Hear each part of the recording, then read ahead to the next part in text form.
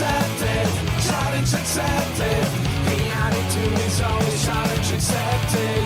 Challenge accepted, challenge accepted. Reality is always challenge accepted.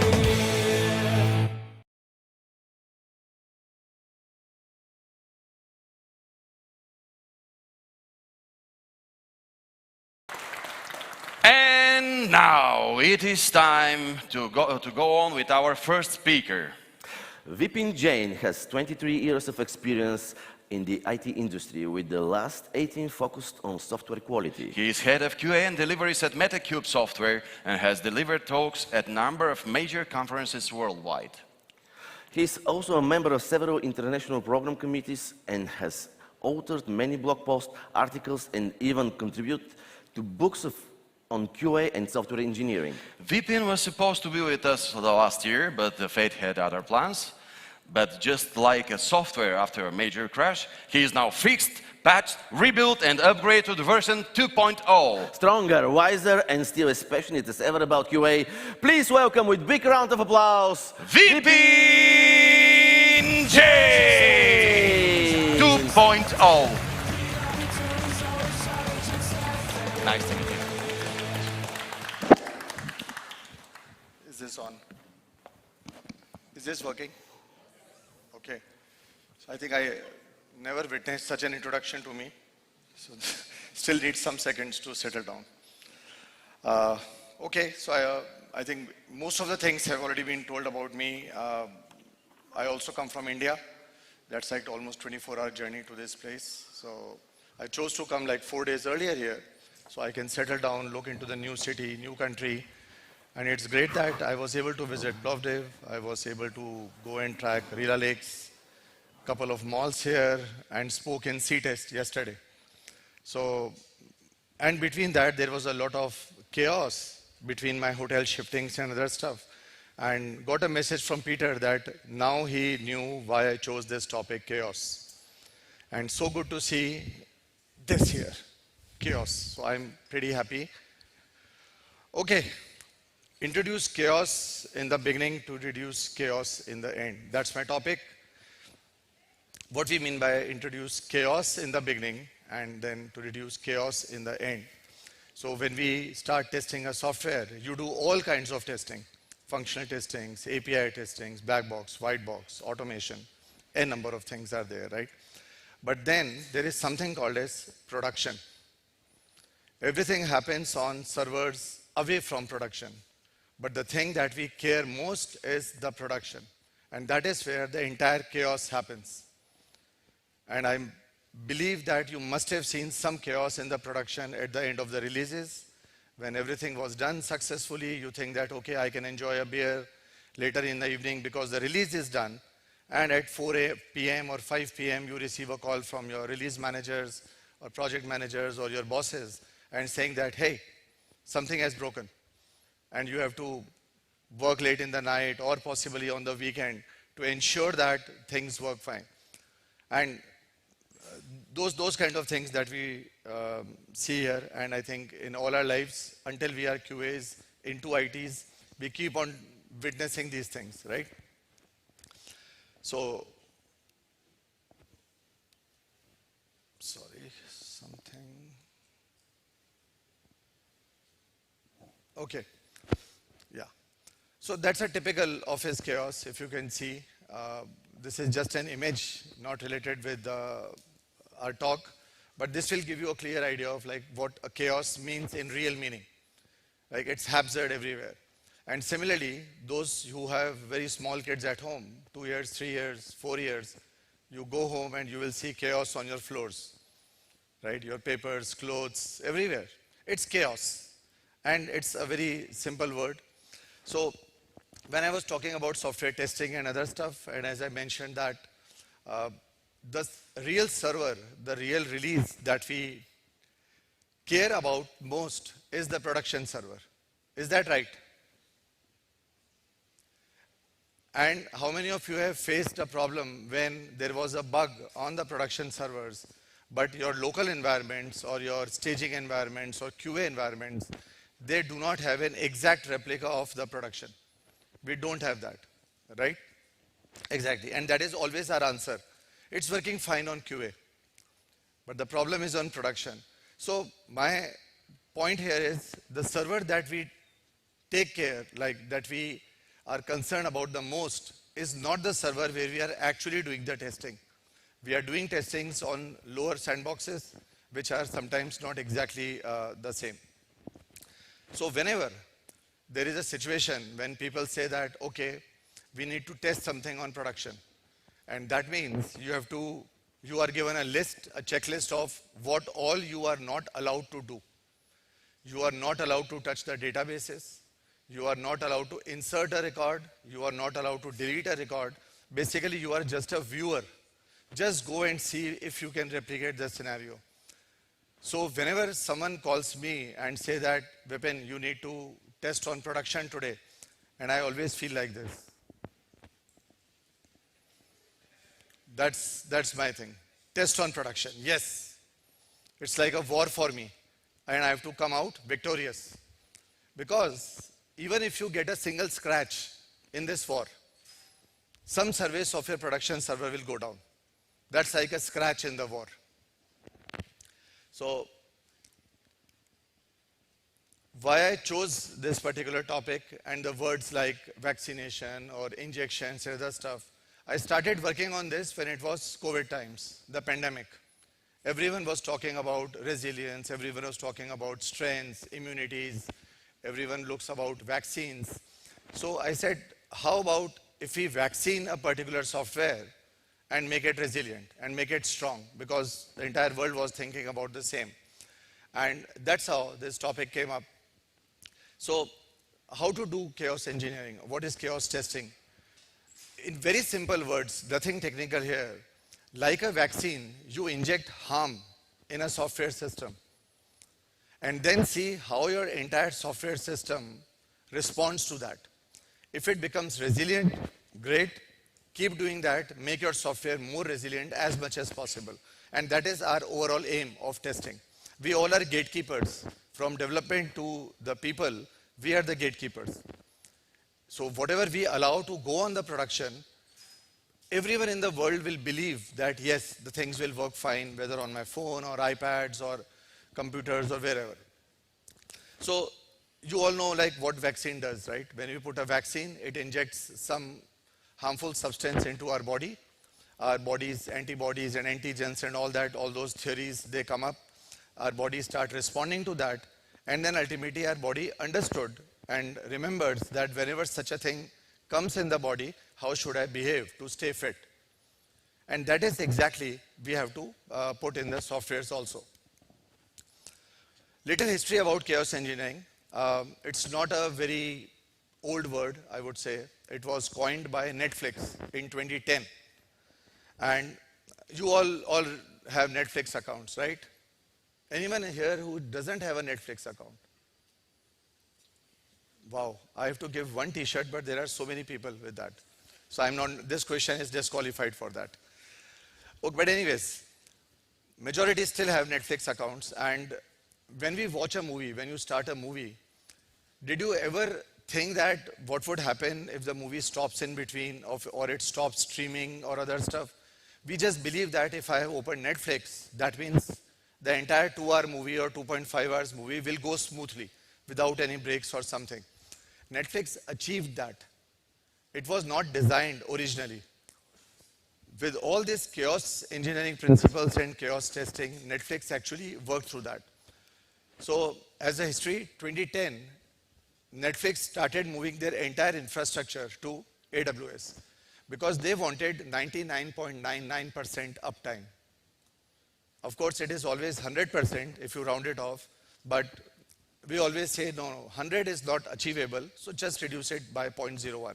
So 99.99% uptime. So they created a small tool, which is called as a Chaos Monkey. And if you guys know, of course, everyone knows what a monkey is.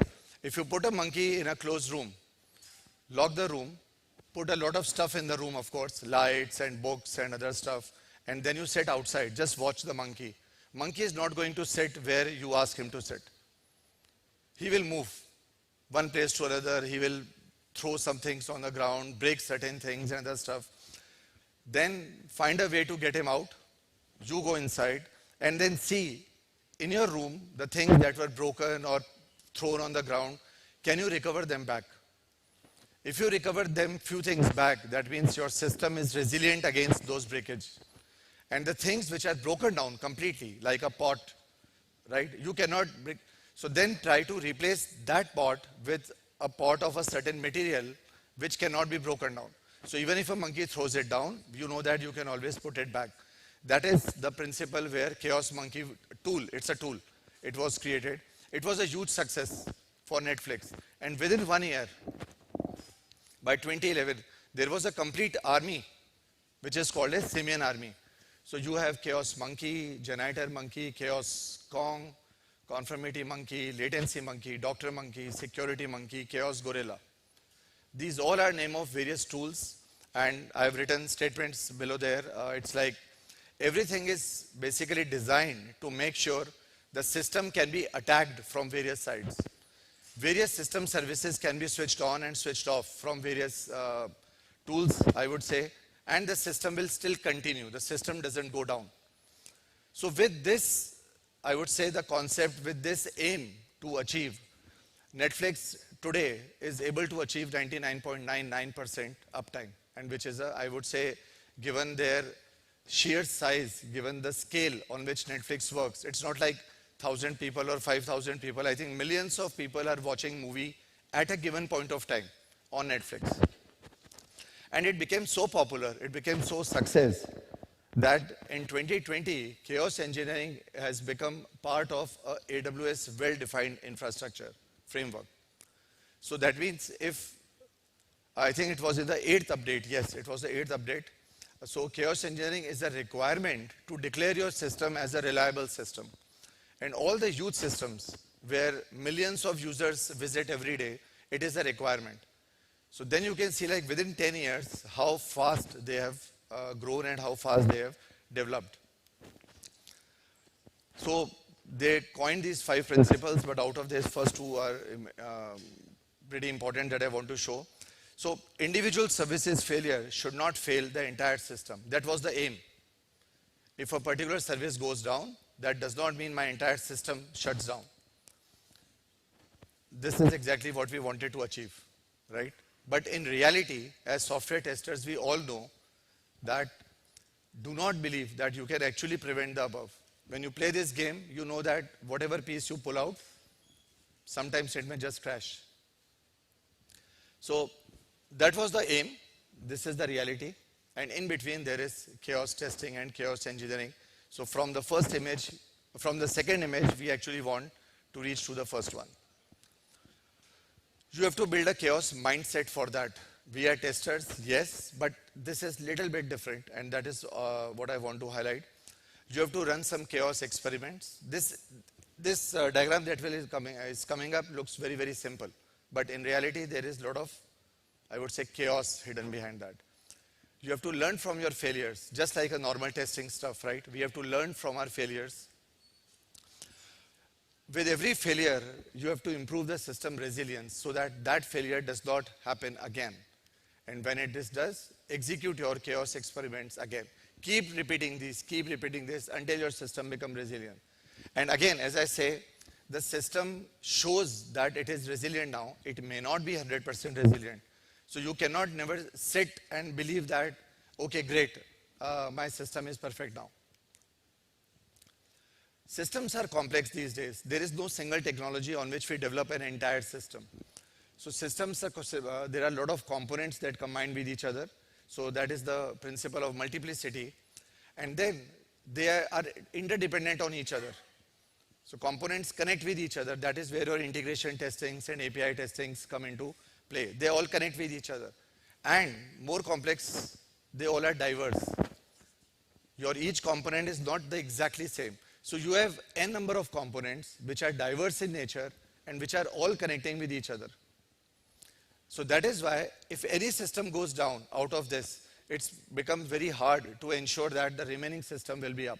And that is where all the testing principles come in the play.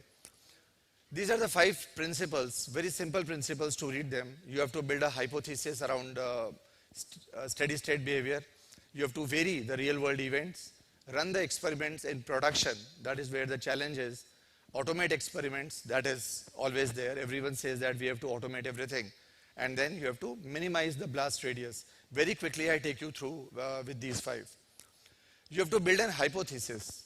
So you have real world scenario and you have to sit with your entire team to see that what can be the outcome of this hypothesis, and all of you should agree on that. For example, under dash circumstances, the security team is notified. Now this dash, the fill in the blanks, you have to sit and agree on a certain answer.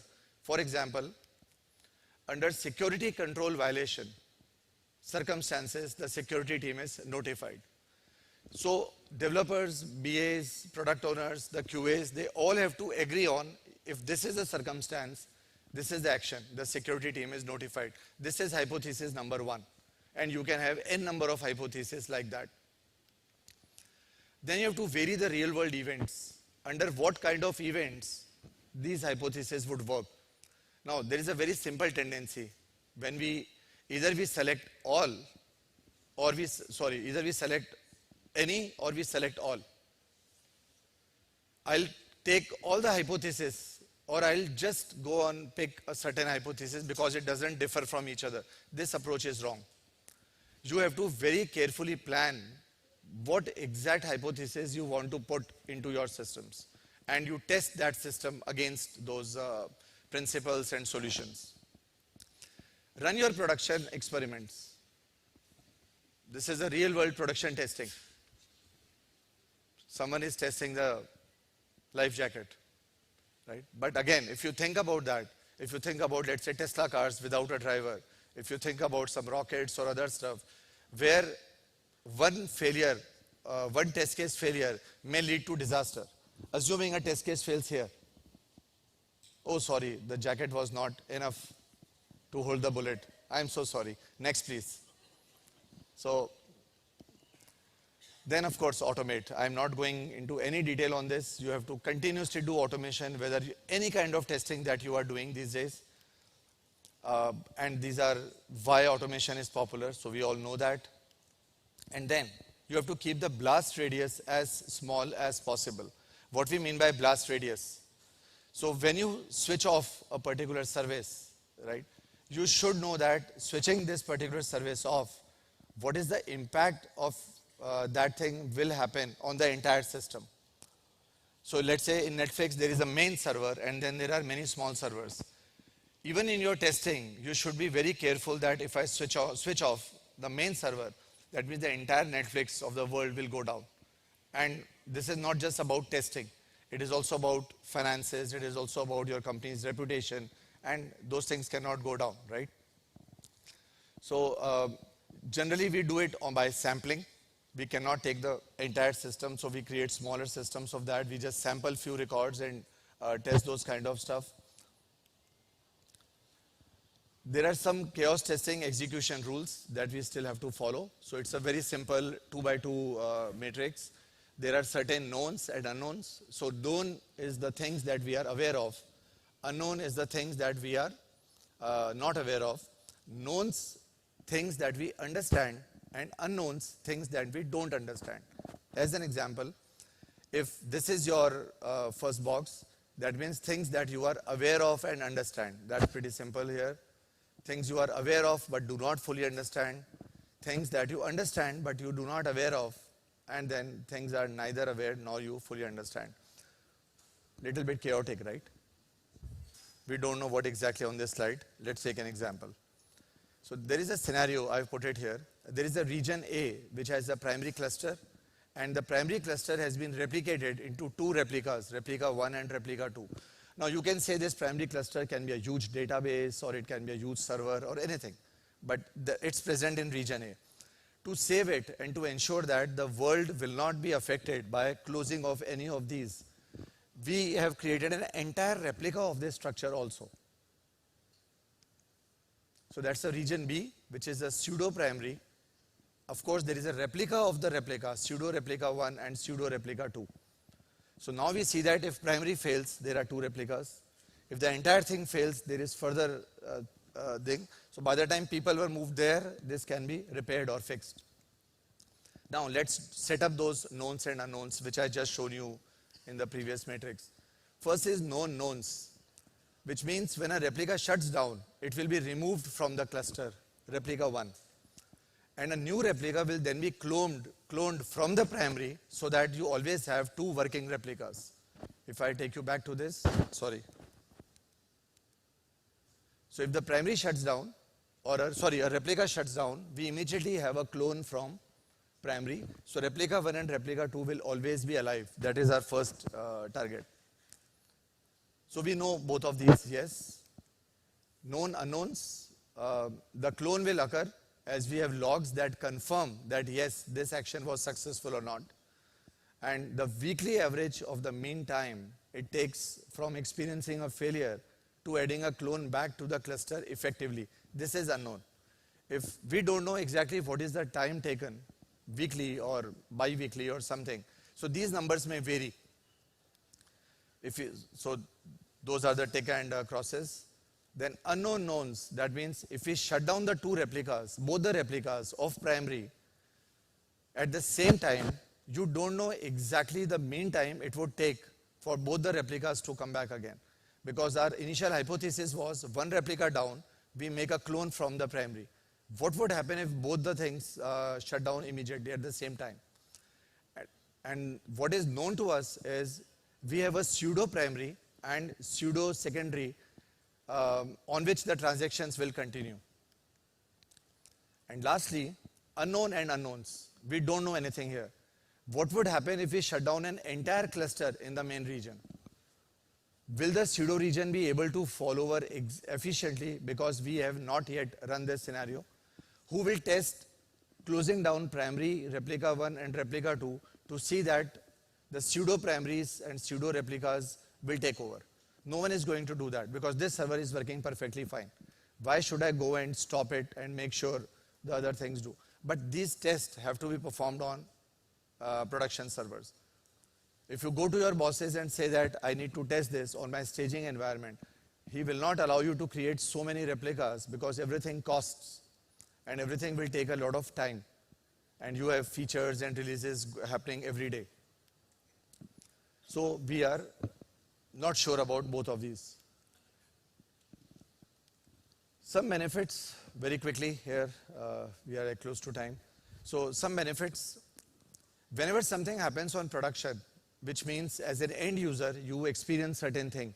What is the first step that we do, especially in the case of financial transactions or other stuff? We pick up the phone and call the call centers, the support teams.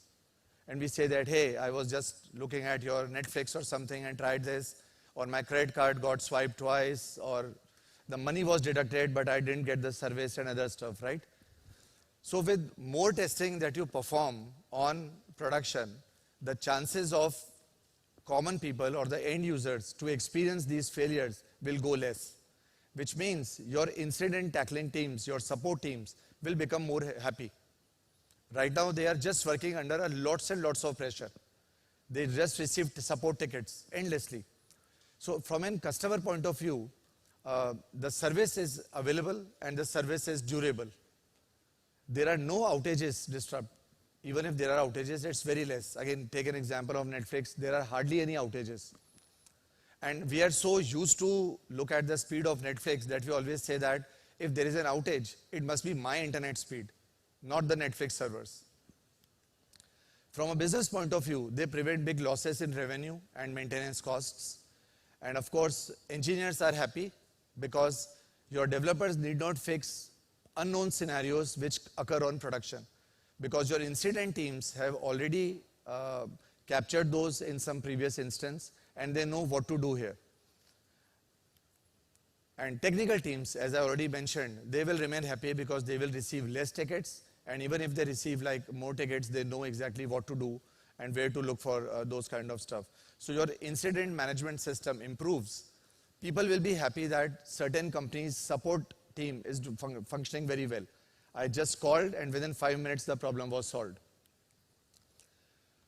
These are some fallacies of distributed system because, as I said, chaos testing principles, they are applicable only on systems where things are widely distributed, which have millions of users hitting those websites every day. It's not like for 100 user website or 200 users website. So these are some very interesting fallacies of distributed system. And these are our beliefs. As an end user, we always believe that, for example, there is no latency, the bandwidth is infinite, I can watch anywhere, anytime, Netflix will work, those kind of stuff. Even today, yesterday in the hotel, I opened television, there was Netflix, I clicked on that, it said, okay, please log in. And I logged in and I saw exact those same users. The last movie which I stopped in between, it was right at the same second. So that was a belief that wherever in the world I go and open Netflix or these kind of softwares, everything is fine.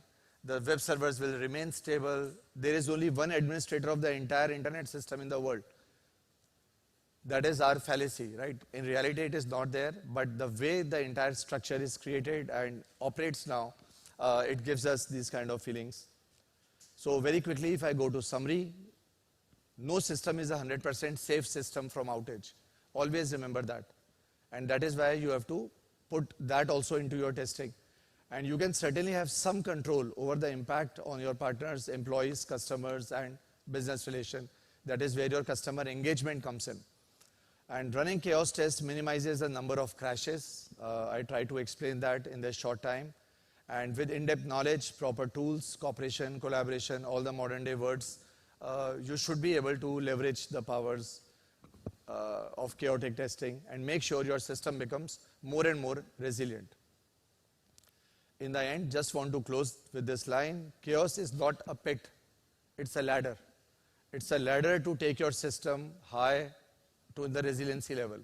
People think if I do chaos testing, I will break the system. But that is the job of all our testers, right? Break the system in a positive way. Break the system in a way that the system becomes more resilient. Next time, even you as a tester should not be able to break it. That is our challenge. Thank you so much. And I'm open to questions if you have any.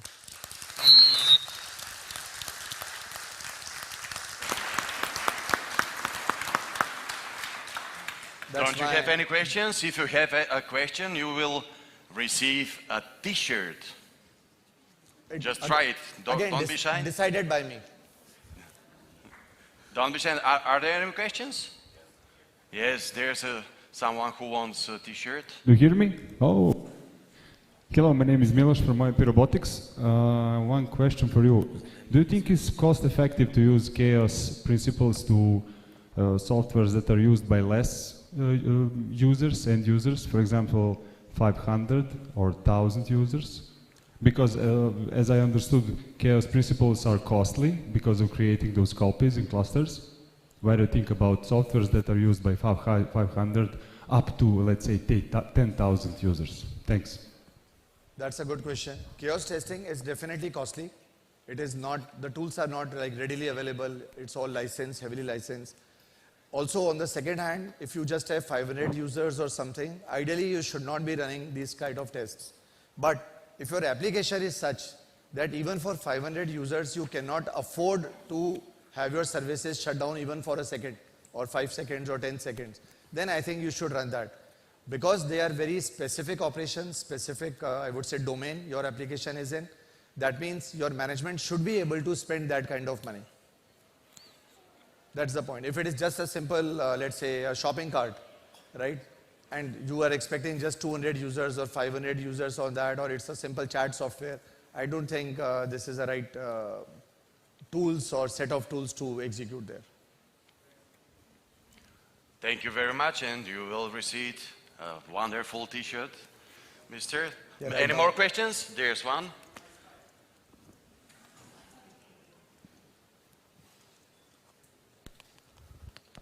And there's another one question, isn't that?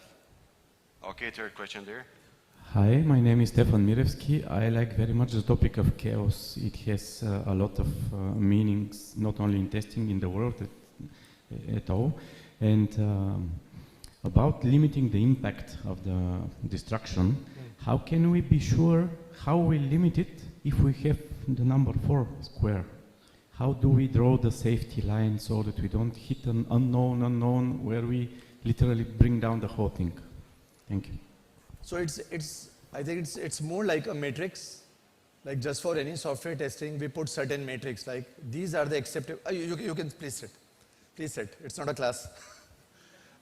So it's like a matrix. Like so, you have to decide on your matrix variables, and then you have to put values against each matrix. If the values are into an acceptable range, then you can say that okay, this is the limit that I want to achieve minimum. Like for example, as I said, Netflix initially said that our matrix value is 99.99%.